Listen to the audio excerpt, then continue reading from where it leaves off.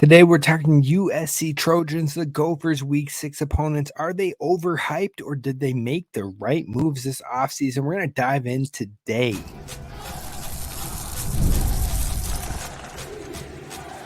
You are Locked On Golden Gophers, your daily podcast on the Minnesota Golden Gophers. Part of the Locked On Podcast Network, your team every day.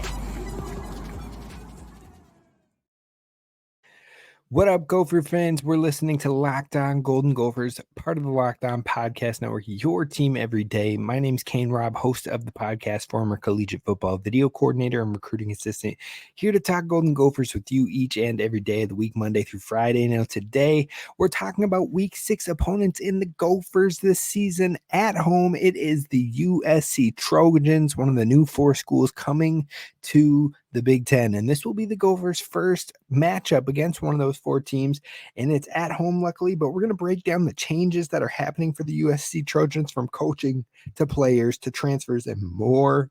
On top of that, we're going to talk about the strengths, weaknesses, and make or break opportunities for the Gophers in this Week 6 matchup. And then we're going to wrap it up with some of the running back room talk. Could this be the deepest running back room we've seen in quite some time with the Minnesota Golden Gophers? We're going to talk about all that today, so be sure to hit subscribe over on YouTube so you don't miss any of your daily Gophers content moving forward. But let's get right to it. Let's talk about the USC Trojans and the changes on the offense, not on the offense, on the whole team when it comes to coaching personnel and what have you.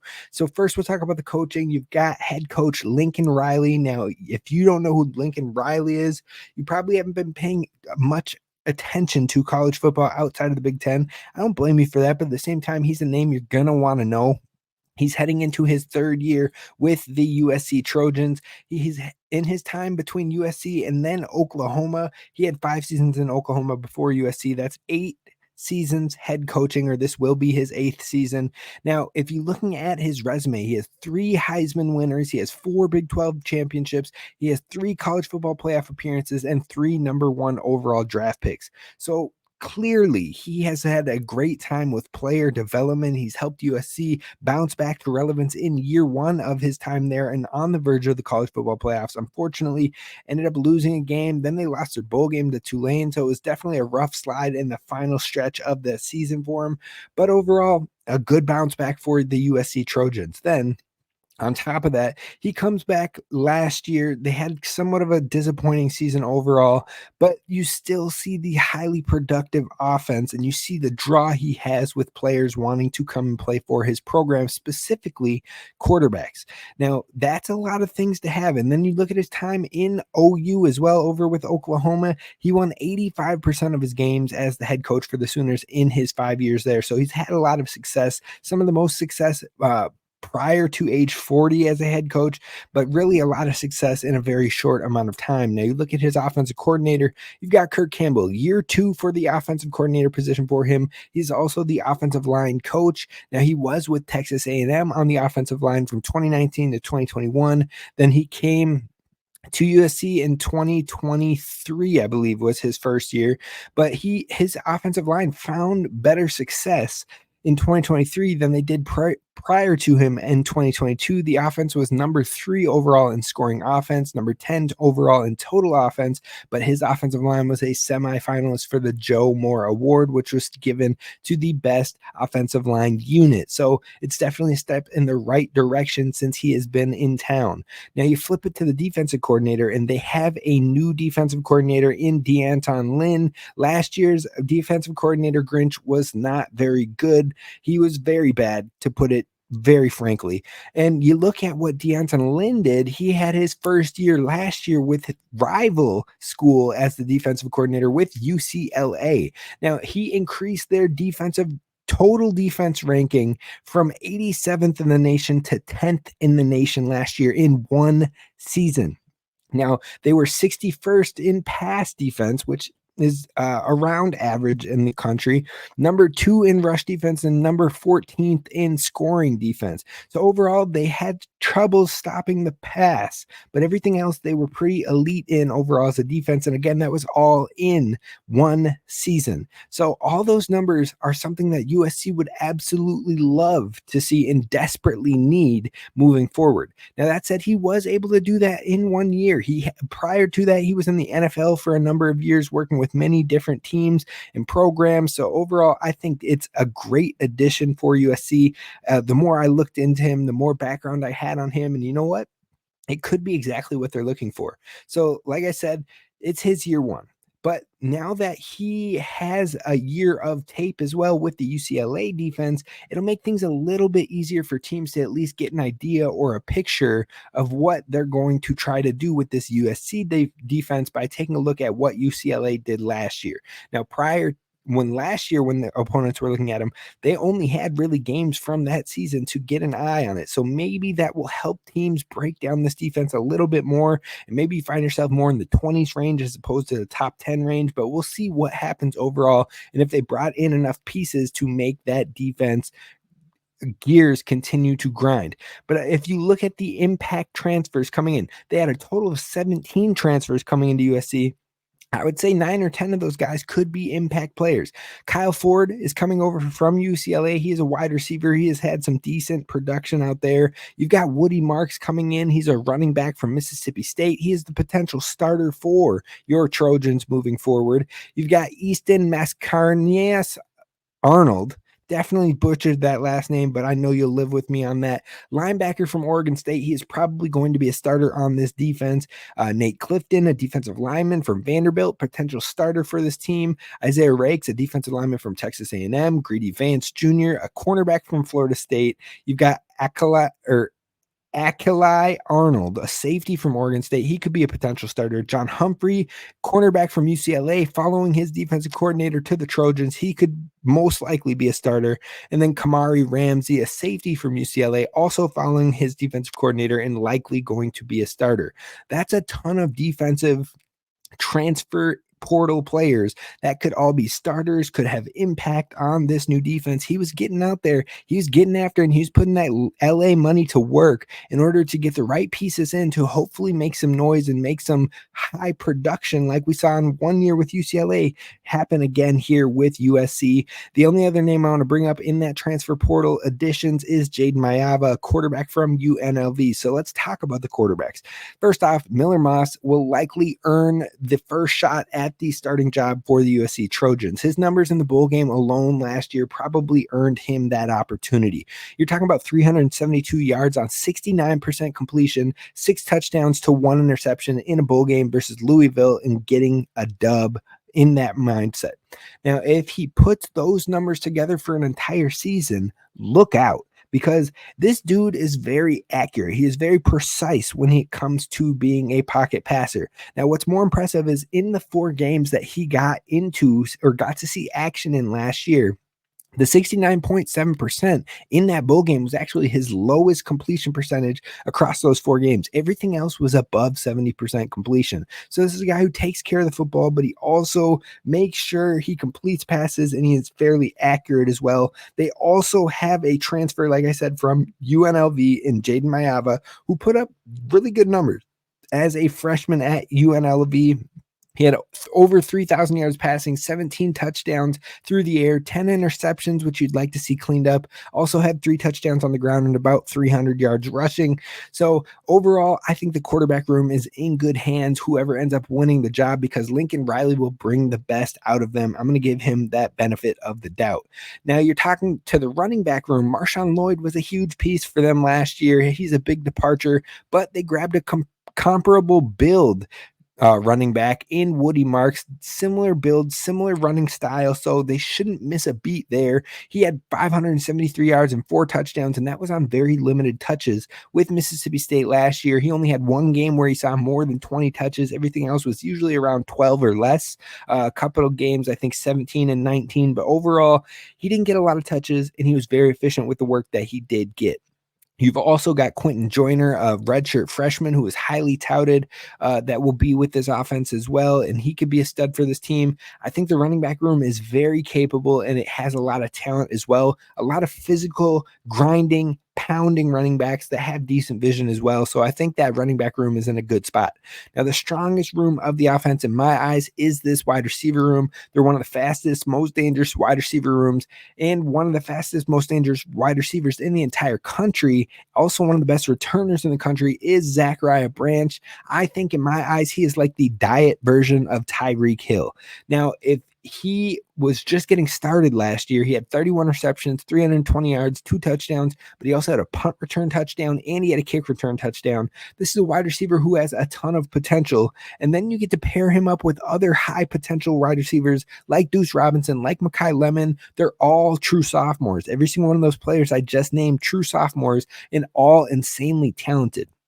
Deuce brings the size to this room. Branch brings the speed to this room. And Mekhi Lemon brings the finesse in the route running in this room. So overall, you kind of have a different style at every given wide receiver position. And this team loves to throw the ball. So it's definitely valuable for them to have multiple weapons. On top of that, beyond them, you have experienced players like Kyle Ford, like Charles Ross from the transfer portal. Plus, you have a highly recruited guy in Xavier Jordan who could be a stud and an impact player right away. This is definitely a strength of the team coming from this wide receiver room. Now, when you look at the tight end room, I think it's more of a question mark. This is probably the biggest question mark on the roster in my eyes. This and maybe the linebacker room, but the tight end room is a question mark because it doesn't have a ton of production back, but it also isn't really featured in this offense so much. Now, you have 4 freshmen in this tight end room. You have 1 sophomore, 1 junior, 1 senior. So you've got some spread to it, a lot of youth in it, and you're looking for the best talent. But overall, like I said, the tight end hasn't been much of a huge weapon for the USC Trojans. They usually run more heavy wide receiver sets, 4 wide receivers, 3 wide receivers, and what have you, 5 wide receivers spread out than they do having tight ends on the field. So I don't think you have to worry about the tight ends too much. And then the final room on the offense is the offensive line. 2 full-time starters are back, Emmanuel Pregnon and Jonah Monaheim. They're both back. They both started for the team last year. They both will probably be great for this USC offense.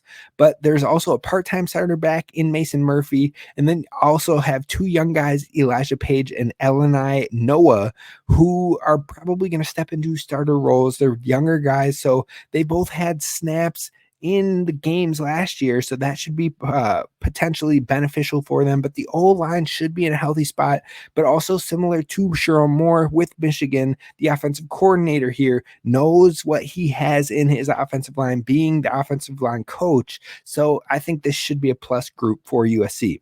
Now, we're going to get really briefly into the defense before we move it on to strengths and weaknesses. But honestly, this USC offense is in a good spot to be successful, and it likely comes down to quarterback play. But with Lincoln Riley's history there, it's safe to say I think it's going to work. Now, the defensive side, that's where USC absolutely was abysmal last year. It was the Achilles heel of the team, and I was one to assume it would once again be that way, but I wouldn't jump to that conclusion so quickly anymore. The addition of the new defensive coordinator, Anton Lynn, makes me a little bit hesitant to throw in the towel on this defense from the jump. He brings new life and proven history to the defense. Now, last year, like I said, USC was 116th in total defense, 101st in pass defense, 116th in rush defense, 118th in scoring defense, and 83rd in the nation in turnovers gained. One of the worst defenses in the power conferences. Bar none, they could not stop a nosebleed. If you look what D'Anton Lynn did with the UCLA Bruins last year on defense, he was 10th in total defense, 61st in the pass, 2nd in rush, and 14th in scoring. So already massively better than what we saw from USC last year. So he should at least get it improved from what we saw last year. Now, that being said, their highest graded player, Jacoby Covington, is back this season along with Bear Alexander, Jalen Smith, Mason Cobb, who were both starters last year and they have a healthy amount of upside and production returning on the defense. So overall, you pair that with some impact transfers, especially a few that know the new system coming in, and USC really could drastically bounce back in that department. I think the most important person to this USC success in 2024 is none other than the defensive coordinator, D'Anton Lynn, and we just saw him flip an entire program in 1 year. So if if he can do that once again, not only will he be in head coaching talks moving forward, but that could be a perfect complement to Lincoln Riley and the USC Trojans in 2024. Now we're going to move this thing over to potential strengths, weaknesses, and key make or break moments for the Gophers in this week 6 matchup coming up next. First, let's talk about our friends over at eBay Motors, because passion, drive, and patience is what the winning formula to winning championships, but it's also what helps keep your ride or die alive. eBay Motors is everything you need to maintain your vehicle and level up to peak performance. Whether you're into speed, power, style, eBay Motors has you covered, and with over 122 million parts for your number one ride or die, you'll always find exactly what you're looking for and probably then some. Now, on top of that, they have the eBay Guaranteed Fit, which means your part is guaranteed to fit your ride every single time or your money back, because with eBay Motors, you are burning rubber, not cash. So the next time you need to look at superchargers, roof racks, exhaust kits, LED headlights, or more, eBay Motors has you covered with all the parts you want at the prices you want. It's easy to turn your car into the MVP. So definitely check them out at ebaymotors.com. Eligible items only, exclusions apply, and the eBay Guaranteed Fit is for U.S. customers only.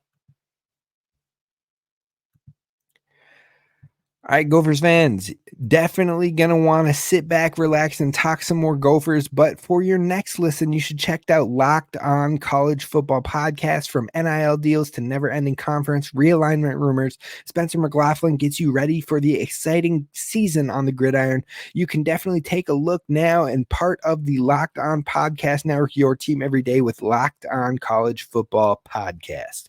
But we're talking Gophers, we're talking about the USC matchup, and we're going to talk about strengths, weaknesses, and the make or break for this week 6 matchup. Now, when you're looking at the strengths of the USC Trojans, we're talking about insane talent and speed at the wide receiver position. This is a game where the defensive backs are absolutely going to be challenged and need to hold their own. Now, on top of that, this USC team has a strong physical running back room, which complements the speed that wide receiver room, so they can attack you with different versatility within this offense, and that's what makes USC a dangerous team. Their defense was the Achilles heel last year. We'll see if that remains to be true, but overall their offense is high powered, and they've proven that time and time again with Coach Lincoln Riley in his first 2 years. Now, a head coach who has proven to have a high-powered offense for many years, that's a strength of this team, but also a head coach who has had many quarterbacks playing to their ceilings in the college football space.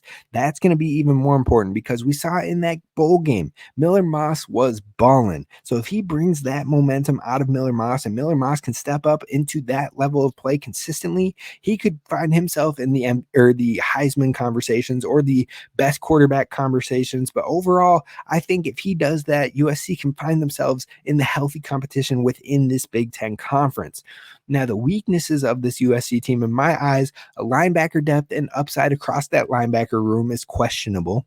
On top of that, you have a lot riding on a defensive coordinator to do exactly what he did last season with a different program, and we don't know if that'll mesh. We don't know if his players will buy into the system. We don't know how quickly they'll pick it up, and we don't know if it'll work in the Big Ten. We saw it work with the Pac-12, but the Pac-12 is a different beast than the Big Ten. The Big Ten is more grinding, ground and pound. The Big Ten is more grinding, scrappy, collision, physical football. And you know what? That is the type of defense that maybe this guy, Deonton Lynn, is trying to bring in, but the Big Ten is used to that. So they might find ways to expose that, and it might not be as successful as it was in the Pac-12. So overall, definitely a question there. And then finally, the last weakness, I would say, is a difficult schedule, and the morale could be down at this point in the season if they start low. You're talking about a team that USC may have one of the most difficult starts to the season in the entire country, because they've got a neutral game versus LSU. Then they have a home game versus Utah State, who wasn't a terrible team last year. They weren't anything to write home about, but they can be competitive. On top of that, then you've got a road game at Michigan, the defending national champion. Then finally, you've got a home game versus Wisconsin, who is going to be a tough team. So you could realistically be 1-3 at that point where you're heading on the road to play the Gophers, and morale could be down. The chemistry could be down. People could be upset. jobs could be up in the air. Who knows what's happening at that point? And luckily, this game is in Minnesota, so the Gophers will really be looking for some home field advantage from the fans, a big draw with a new school in town, and I think it could be a very loud game here in Dinkytown. Now, the top 3 make or breaks for the Gophers, in my opinion, of this game are the following. First, they need to attack the defense as much as possible. You need to prove that D'Anton Lynn has this defense playing at an elite level, or has this defense pieced together right, and that they're not exposing any weaknesses. They're not having any openings or anything like that, because this is still relatively early in the season. Now, on top of that, you probably are going to want to attack through the air, seeing as last year they were top 15 in total defense, scoring defense, and rushing defense, but they were outside of the top 50 when it came to passing defense. So clearly there was an opening in the passing game. So this is where Max Brosmer is going to need to step up and really show why the Gophers attacked him so aggressively in the transfer portal as an experienced elite quarterback. So overall, you're going to want to attack through the air and really attack the defense as much as possible. Now, on top of that, you're going to want to make USC's offense as one-dimensional as you can, whether that be completely erasing the run game and making them put the ball in the air and trying to force turnovers in that front, or trying to completely slow down the air game and allowing the run to be there, putting more defenders in the backfield and being able to try and cover more space in the open field, and really leaving yourself up to be attacked in the middle, maybe from the run game, and proving that they can do that as opposed to trying to air it out across the field. So making them one-dimensional could play in the Gophers' favor. And then finally, the Gophers' defensive backs are going to need to play a clean game. Whether they are able to successfully make them one-dimensional or not, it does not matter. The defensive backs are going to be pertinent in this game, and they will be a make or break for the Gophers in trying to pull off this win. Gophers will likely be underdogs in this matchup, though if USC struggles in the first 4 games, maybe it's more of an even game similar to the North Carolina matchup. But overall, this will be an interesting one, a fun one, and a new opponent for the Gophers at home on week 6. And then, so that's going to wrap it up for our coverage of the USC Trojans. I want to wrap up today's show by talking about the running back room. Could it be the deepest we've seen in some time? I'm going to break down why it might be coming up next.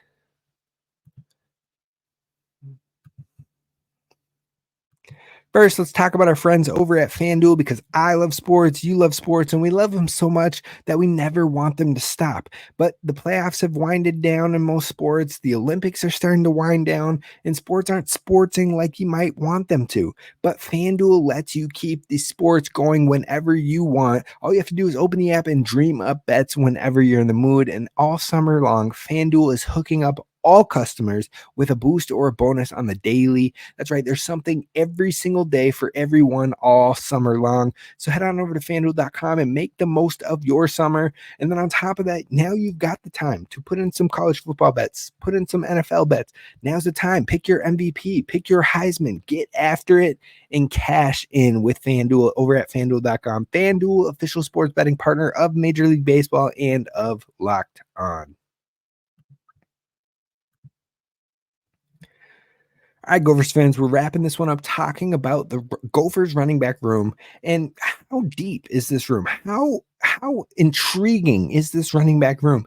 Because we already know who's at the forefront. We already know the upside, the potential, the high level, high caliber player that we have in Darius Taylor.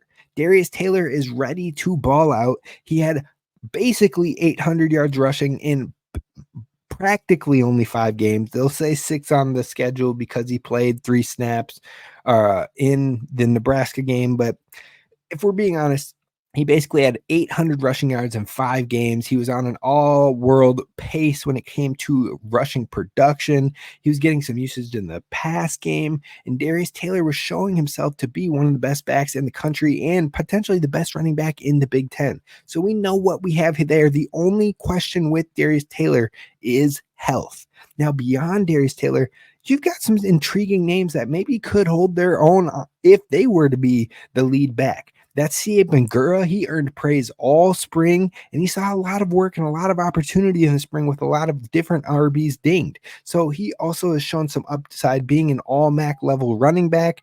As a freshman, He had a great performance in that front, but C.A. Bangura also brings some strengths in the receiving option as well. I think him and Darius Taylor have similar running styles, so it could be fairly seamless if you want to get both of them incorporated, or if one goes down to injury, you still have the other as a weapon on your team. Now, beyond those two, we've now seen Marcus Major come into his own. We've seen Marcus Major early in this fall camp already showing out in that first open practice, but we've heard things beyond that practice. We've been able to see the whole first week he has been impressing the coaching staff. Now, he was at a major program in Oklahoma prior, and that said he didn't get a lot of time, and we didn't see a lot of him in the spring due to injury. So now that he is getting time, he looks big, he looks healthy, he looks explosive, he looks like he has good vision, and he could make a case to be a top option for the Gophers and maybe see a healthy amount of touches in combination with Darius Taylor. Maybe he is more of the thunder to Darius Taylor's lightning, and that's where you can get more complementary with their two different playing styles, and then maybe C.A. Bangura comes in as a third running back to spell people or to bring in just fresh legs. Who knows what happens there? But I think all three of those running backs have cases to see a healthy amount of touches. When I say a healthy amount, I'm saying 12 to 15 touches at minimum. Maybe you're seeing 20 touches in certain game plans. Darius Taylor, he can creep up to the 30 or 40 touches, maybe a game or two, but I don't think that's where the Gophers want him to live, in that 30 plus touches, because they want to keep him healthy. So if Darius Taylor seeing 25 to 30 touches a game, and then you've got Marcus Major seeing another 15 touches a game, right there, that's 40 touches for your running backs, and then maybe C.A. Bangura gets 5 one game, and then it flips, and Marcus Major gets 5, and C.A. gets 15, and Darius gets another 25. Maybe Darius comes down for a 20-touch game, and then C.A. Bangura steps up for a 20-touch game. Marcus Major comes in with a 10-touch game. Who knows? I think having all three of those guys can make you very deep, very versatile, very complementary with the different styles. And I think that's what makes this Gophers running back room pretty impressive. And I haven't even brought up Jordan Newman. Jordan Newman, who earned trust, who earned dependability, who earned a role on this team. Jordan Newman, the guy who had a 200-plus yard rushing game against Michigan State just last year. Jordan Newman, who was the 5th running back on this team, and he stepped up as a lead back for multiple games when this Gophers team needed him. Jordan Newman, who had multiple games of over 85 yards rushing for the Gophers. He is a guy who could also carve out a role. He's a guy who's proven he's trustworthy, proven he's defendable, can also get after it in the pass blocking game. I think Jordan Newman is a guy that we can't completely overlook. So that's 4 running backs that you feel really comfortable in knowing they can do the dirty work, they can handle multiple touches, and they can do what they are asked. That, my friends, is a very, very deep running back room. And then beyond those 4, you still have 2 true freshmen in J.J. Wright and Fame Ijiboy, and I have been super impressed with Fame Ijiboy from the quick touches, quick reps I got to see in the fall camp in that first opening. I thought this dude is very fast. He can be physical, and he shows signs of patience. He's not going to play this year very much unless people are injured, but I think he could be a future face of this room, maybe starting next year or the year after, as some of these guys start to age out or head to the NFL. So I think Fame Ijiboy is a guy to keep your eyes on, keep him on your radar, but that would be a 5th back. Like I said, JJ Wright, he is a guy who also is in the conversation, true freshman, probably going to redshirt this year, big bruising back, but he is a guy who could have some upside. That's 6 running backs right there. I think there's a ton of depth, a ton of reason to be excited when it comes to the Gophers running game. And if Max Brosmer can open up the passing game, it should leave loads of potential for our running backs. And that's not to mention Coach Fleck talking about how the running backs are truly going to be featured in the passing game. We've seen C.A. Bangura do it. We've seen Darius Taylor do it. Maybe Marcus Major can do it as well. That would be 3 running backs who can catch the ball, and that makes your team dangerous. So I think this running back room is intriguing, deep, and they could be one to remember with the Minnesota Golden Gophers. But that's going to do it for us on today's show. Tomorrow we're going to talk about the UCLA Bruins. And I think the UCLA Bruins could be one of the worst teams in the Big Ten. We're going to break down why coming up on tomorrow's show. I will see you then. Roll the boat, Sky Go Gophers as always. And please don't forget to hit subscribe.